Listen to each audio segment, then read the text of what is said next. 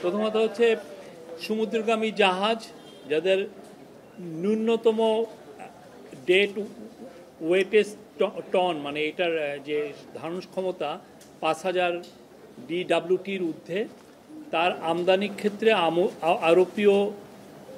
আরোপনীয় সমুদ্রয় মূল্য সংযোজন কর অব্যাহতি প্রদান করা হয়েছে। আজকে ক্যাবিনেটে এটা ডিসিশন হয়।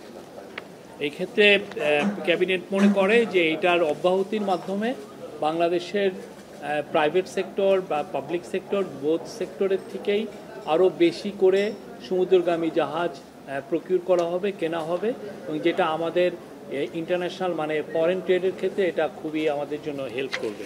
এক্ষেত্রে ক্যাবিনেটের অবজারভেশন হচ্ছে সমুদ্রগামী জাহাজ শিল্পকে উৎসাহ প্রদান, বৈদেশিক মুদ্রা অর্জন এবং কর্মসংস্থান বৃদ্ধির লক্ষ্যে জনস্বার্থে সমুদ্রগামী জাহাজ ন্যূনতম 5000 DWTর ঊর্ধ্বে আমদানি ক্ষেত্রে আমদানি পর্যায়ে আরোপিত 7.5% মূসক অব্যাহতি প্রদান করা যেতে পারে।